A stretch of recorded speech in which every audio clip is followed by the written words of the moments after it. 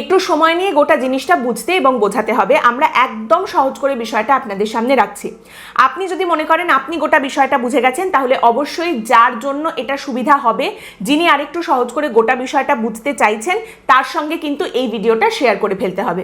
তাহলে একদম প্রথম থেকে আমরা শুরু করছি, একদম ভেঙে ভেঙে যতটা সহজ করে সম্ভব আমরা বিষয়টা বলছি। 28শে ফেব্রুয়ারি চূড়ান্ত তালিকা বেরোবে, যদিও এটা চূড়ান্ত তালিকা বেরোনোর প্রথম ধাপ, অর্থাৎ প্রথম তালিকাটা বেরোবে কিন্তু আগামীকাল 28শে ফেব্রুয়ারি।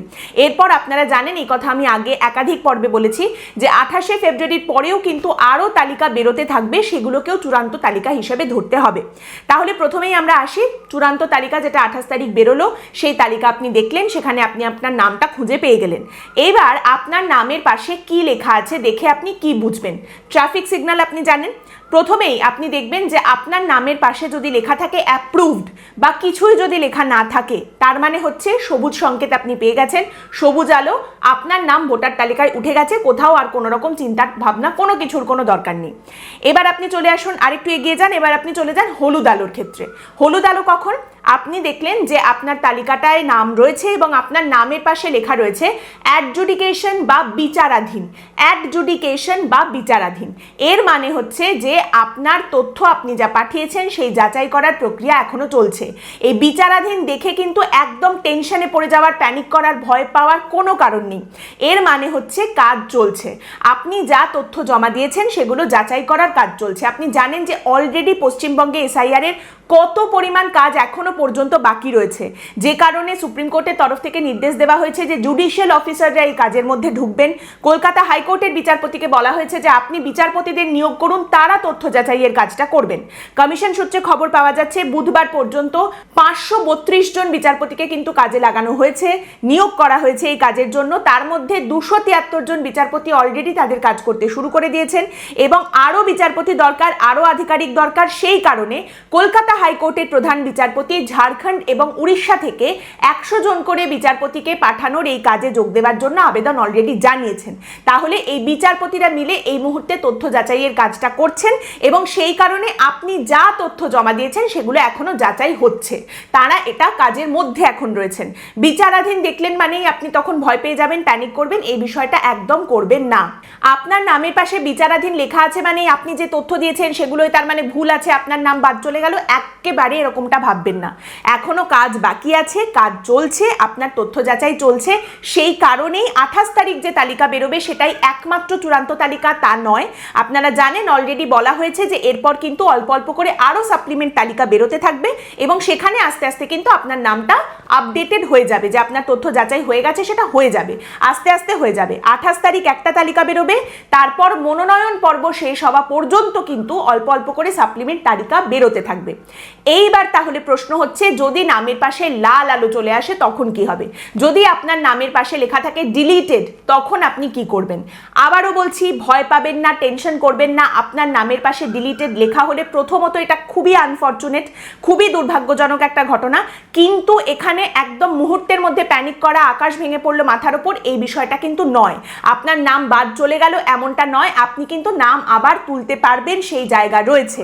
কমিশনের তরফ থেকে যেটা স্পষ্ট করে দেওয়া হয়েছে, যদি আপনার নামের পাশে আপনি দেখেন ডিলিটেড লেখা রয়েছে, তাহলে প্রথমে আপনি আপনার জেলা শাসক তথা জেলা নির্বাচনী আধিকারিক তাকে অ্যাপিল করতে পারবেন এবং পরবর্তীকালে আপনি কিন্তু রাজ্যের মুখ্য নির্বাচনী আধিকারিক তার কাছে গিয়েও অ্যাপিল করতে পারবেন। এছাড়া ফর্ম 6 ফিল আপ করে নতুন ভোটার হিসেবে আপনার নামটা তোলার জন্যও কিন্তু আপনি আবেদন করতে পারবেন। আপনি যে কেন্দ্রের ভোটার সেখানে মনোনয়ন পর্ব শেষ হওয়া পর্যন্ত আপনি এই অ্যাপিল করতে পারবেন। যদিও সেই মনোনয়ন পর্ব যদি হয়ে যায় তাহলে সেক্ষেত্রে কিন্তু আপনি ভোটের আগে আর অ্যাপিল করতে পারবেন না, ভোট শেষ হওয়া পর্যন্ত আপনাকে অপেক্ষা করতে হবে। এবং এই প্রসেসটার মধ্যে আপনি একাই রয়েছেন, আপনার সঙ্গেই এরকমটা হয়ে গেল এমনটা ভাববেন না।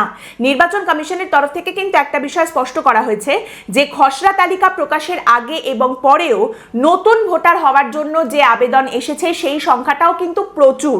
তাই তথ্যগত অসঙ্গতির জন্য কিংবা আনম্যাপ ভোটারদের জন্য যেরকম তথ্য যাচাইয়ের প্রক্রিয়া চলছে, তেমনি নতুন ভোটারদের আবেদনের যে তথ্য যাচাই প্রক্রিয়া সেটাও কিন্তু চলছে।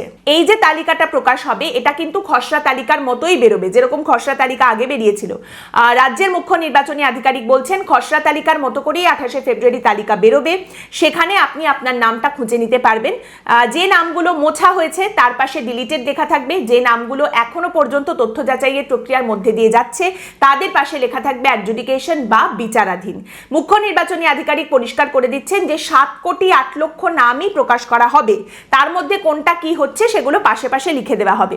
আর 60 লক্ষ মতো নাম সেগুলো বিচারাধীন, সেগুলো তথ্য যাচাইয়ের মধ্যে দিয়ে যাচ্ছে, সে কথাও কিন্তু তিনি স্পষ্ট করে দিয়েছেন।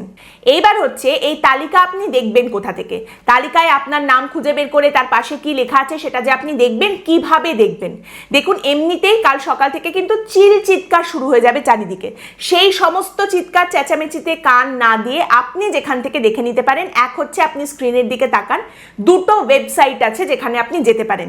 একটা হচ্ছে eci.gov.in, আবার বলছি eci.gov.in, অথবা আরেকটা রয়েছে যেটা আমাদের রাজ্যের মুখ্য নির্বাচনী আধিকারিকের অফিসিয়াল যে ওয়েবসাইট, সেটা হচ্ছে ceo.westbengal.wb.gov.in। আবার বলে দিই, ceo.westbengal.wb.gov.in। এই দুটো ওয়েবসাইটের ভেতরে আপনি গেলে আপনি লিস্ট দেখতে পাবেন। অথবা আপনি যদি ওয়েবসাইটে যেতে না চান, নিজের ফোনে যদি আপনি দেখতে চান, আপনি একটা অ্যাপ ডাউনলোড করতে পারেন। প্লে স্টোরে চলে যান, যেখান থেকে সুইগি, জোম্যাটো এই অ্যাপগুলো ডাউনলোড করা হয়, সেখানে গিয়ে আপনাকে লিখতে হবে ECI নেট, ECI নেট। এই অ্যাপটা আপনি ডাউনলোড করে নিন। অ্যাপটা খুলে এবার সেখানে আপনি আপনার এপিক নম্বরটা দিয়ে দিন। এপিক নম্বর কোথা থেকে পাবেন? আপনার যে ভোটার আই কার্ড বা আপনার যে এপিক কার্ড রয়েছে সেখানে দেখবেন 10টা অক্ষর আর নম্বরের সমন্বয়ে একটা জিনিস রয়েছে, 10টা ক্যারেক্টারের একটা নাম্বার দেখতে পাবেন, যেখানে নম্বরও রয়েছে আবার অক্ষরও রয়েছে। সেটা হচ্ছে আপনার এপিক নাম্বার, সেটা তুলে নিন, অ্যাপটায় আপনি দিয়ে দিন। এবার অ্যাপের ভেতরে আপনি ঢুকে আপনি এখান থেকেও তালিকা দেখতে পাবেন। এবার আপনি ওয়েবসাইট থেকে দেখবেন না, ফোনের অ্যাপ থেকে দেখবেন না, আপনি দেখতে পারেন না বা দেখতে চান না, বেশ খুব ভালো কথা। আপনার বিএলও যিনি ফর্ম দিয়েছিলেন আপনাকে, ফর্ম ফিল আপ করে আপনি যার কাছে জমা দিয়েছেন, আপনাকে যদি শুনানির জন্য যেতে হয়ে থাকে, যিনি আপনাকে জানিয়েছেন যে আপনাকে যেতে হবে, সেই বিএলওর নম্বর আছে, বিএলওকে একটা ফোন করুন। বিএলওর কাছেও কিন্তু এই তালিকা থাকবে। নির্বাচন কমিশনের তরফ থেকে স্পষ্ট করে দেওয়া হয়েছে যে প্রত্যেক বিএলওর কাছে এই তালিকার হার্ড কপি অর্থাৎ প্রিন্ট করে কাগজে এই তালিকা বিএলওদের কাছেও পাঠিয়ে দেওয়া হবে। কার কার নামের পাশে কি লেখা রয়েছে একদম সেই তালিকায় কিন্তু বিএলওদের কাছেও থাকবে, বিএলওর কাছ থেকেও আপনি জেনে নিতে পারবেন। এবং তারই সঙ্গে বলা হয়েছে যে বিএলএ রাজনৈতিক দলের যারা এজেন্ট হিসেবে কাজ করেছেন, সেই বিএলএ বুথ লেভেলের এজেন্ট যারা, তাদের কাছেও কিন্তু এই তালিকা থাকবে, তাদের কাছ থেকেও আপনি জেনে নিতে পারবেন, তাদের কাছেও এই তালিকা পাঠানো হবে। বেশ, এইবার আপনার যদি মনে হয় বিএলওর ফোন নাম্বার নেই আপনার কাছে, বা বিএলও ফোন ধরছে না, বা আপনি কথা বলতে চান না তার সাথে, আপনি ওভাবে দেখতে চান না, তাহলেও কোনো সমস্যা নেই। একটা টোটো ধরুন, একটা রিক্সা ধরুন, বা হেঁটে হেঁটে চলে যান পঞ্চায়েত ভবন, আপনার এলাকার ডিএম অফিস, আপনার এলাকার বিডিও অফিস, এই রকম যে নির্বাচন কমিশন অনুমোদিত জায়গাগুলো রয়েছে যেখানে নির্বাচনের কাজকর্ম হয়, এই ধরনের অফিস, সরকারি দপ্তরগুলোতেও কিন্তু এই তালিকা থাকবে এবং আপনি সেখানে গিয়েও কিন্তু এই তালিকা দেখে নিতে পারবেন। এত ঝামেলা, এত হাঙ্গামা আপনাকে করতেই হবে না, এর মধ্যে যে কোনো একটা আপনি করে নিতে পারবেন এবং তার মাধ্যমে তালিকা আপনি দেখতে পাবেন। আমি প্রত্যেকটা রাস্তার কথা বলে দিলাম কিভাবে কিভাবে আপনি দেখতে পেতে পারবেন। নিজের নাম নিজের দায়িত্বে দেখে নিন।